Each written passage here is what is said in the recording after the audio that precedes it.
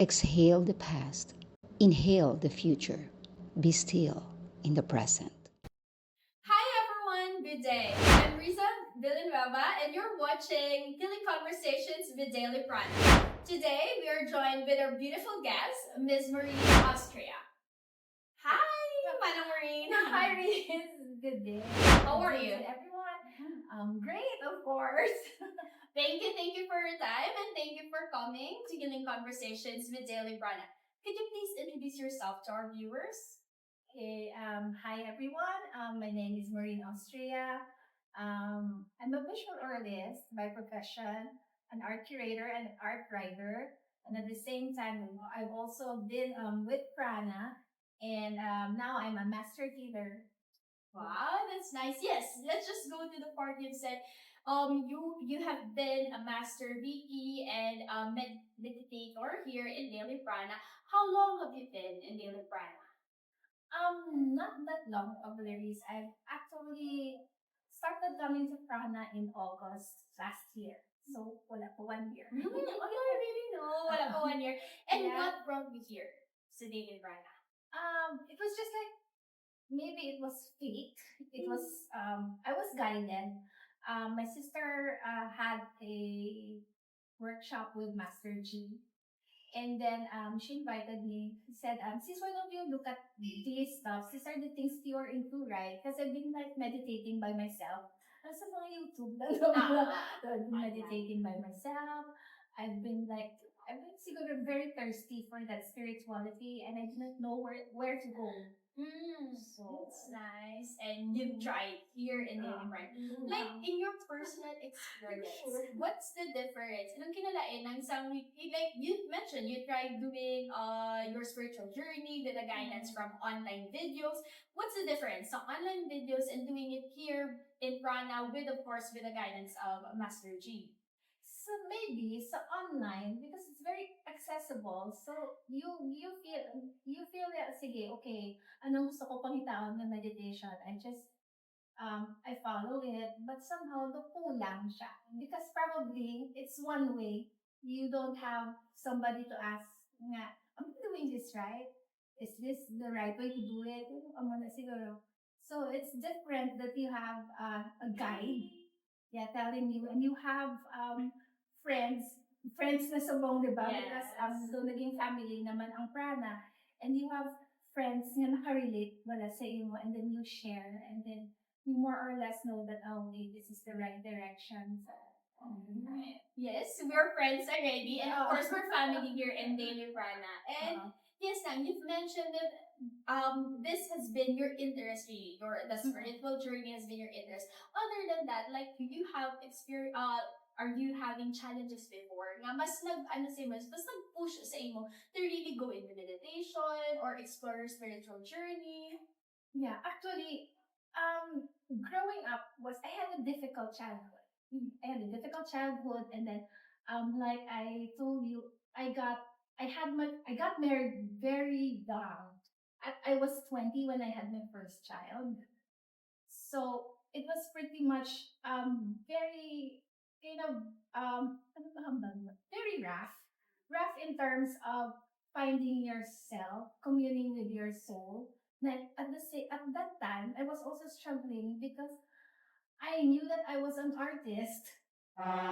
Pero you had you had the responsibility, you had bills to pay, and you were very young. So how can you, at a very young age, how do you make sense of the world? How do you make peace with yourself when? How can you get a quiet time for your soul when you had all those responsibilities? So yeah, at 35, I I finally had the chance to be an artist. So I was a full-time artist at 35. And then, still the journey was not nothing. Abi ko, anay, okay, so kung define ko ako self, na okay, fine. Because when I was a little girl, I wrote a lot. I drew a lot. My imagination was so active. And sometimes it was hard to fit in. Yeah, it was hard to fit in. It was hard to be in an institution like a school, like an organization. It was very hard to do that because I was always probably what we call this, hindi ka pala ka-fit in because I was different. Yes, you were Ah. different. Let's say your artistic side is really high compared to the others. I could not sit still. I was different. So, okay, when I was 35, nag-artist na ako, and I thought that was it. Okay, I'm gonna, and actually, I, you can say that, I won a grand prize for an art competition, which is very prestigious in this country.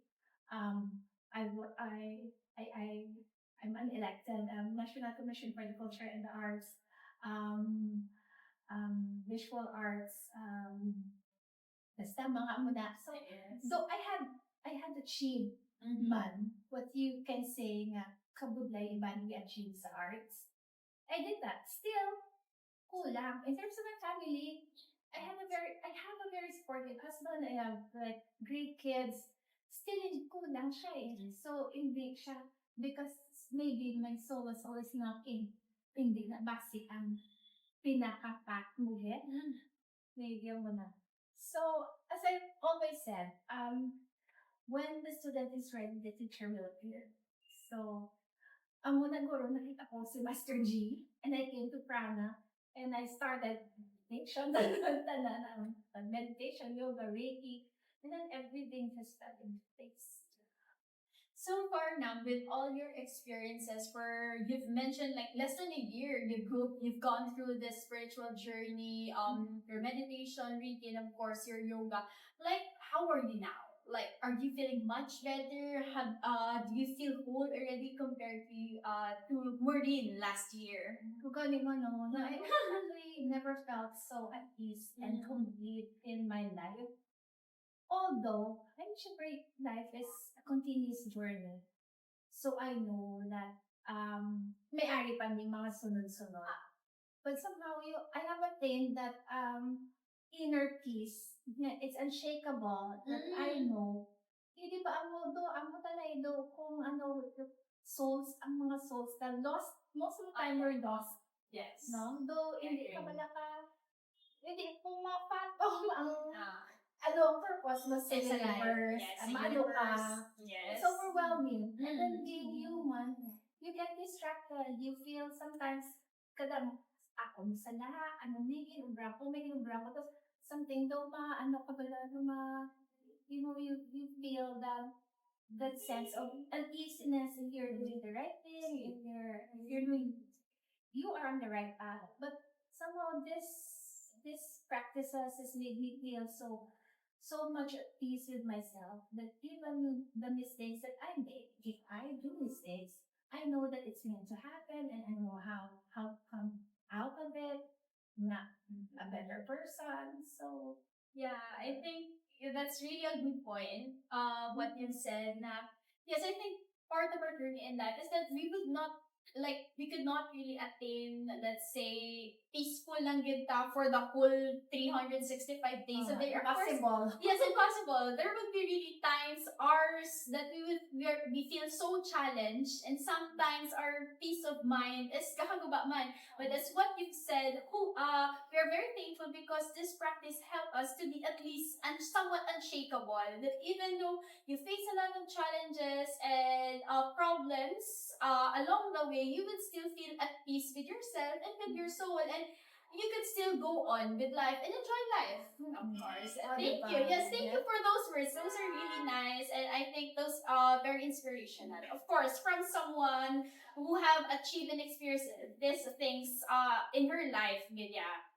Yes, and now you've mentioned that yes, from last year, you really saw a lot of improvements already with your life, how you deal with your life.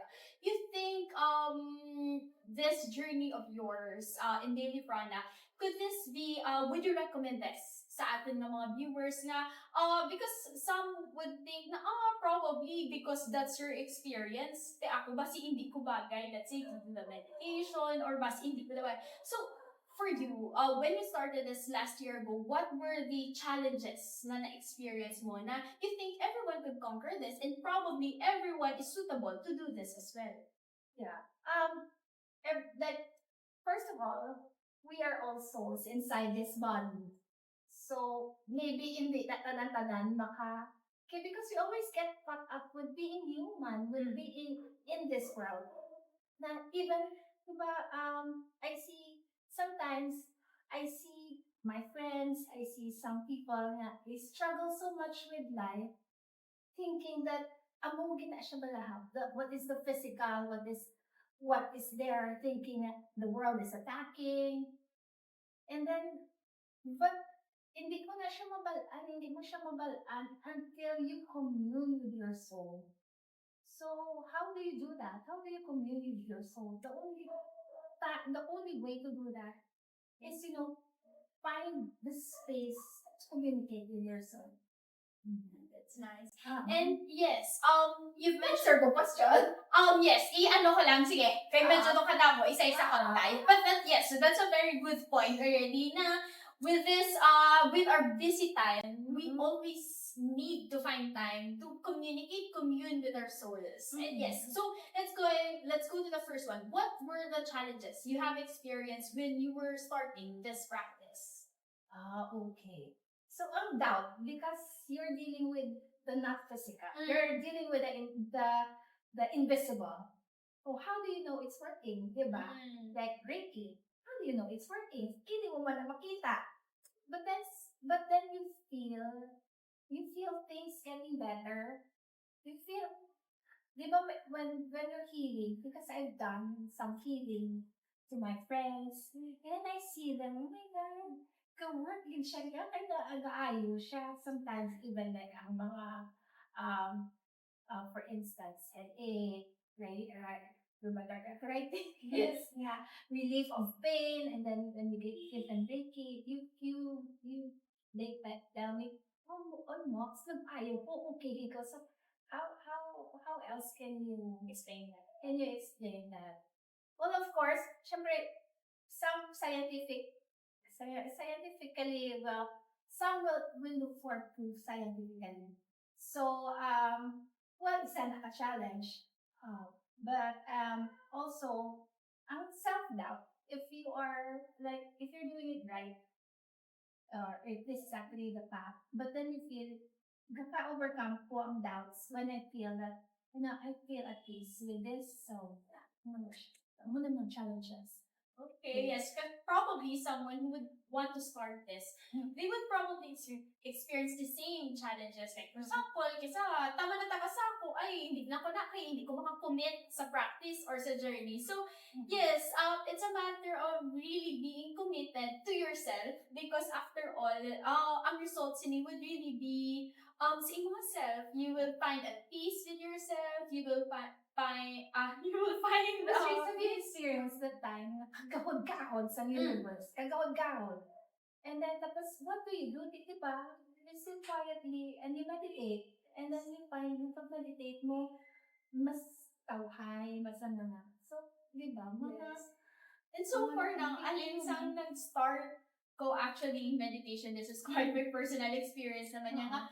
Araw lang, sometimes there are just things na uga ka, ano ka na, ng, yes, thank you for the term. Overwhelmed ka na with what's going on. Sometimes they are too good news na too good, the things that are coming are too many, too good, or sometimes too bad. Kaya ka-overwhelmed ka even to yourself. Yes, but so far, with meditation and with Reiki, I was able to be at peace with myself with what's going on. Yes, what you said, these are just physical things that's going on. But other than the physical things, there's spiritual things that we could really control it with ourselves. So yes. And at the same time, you've mentioned about Reiki. You've said that the benefits of those are because you were able to help your friends. How about with your daily life now? How do you, let's say, how do you apply Reiki? How does Reiki help you sa imong daily routine mo lang?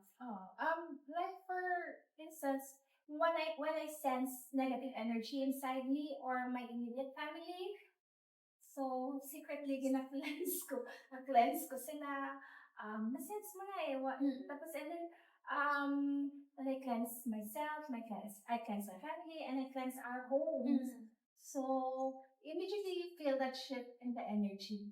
diba? Or your surroundings, or also when you are like out and there are so many people and you know protect myself. No, don't we? Diba? Yes, We also yes. do that. Protect ourselves from the energy of others.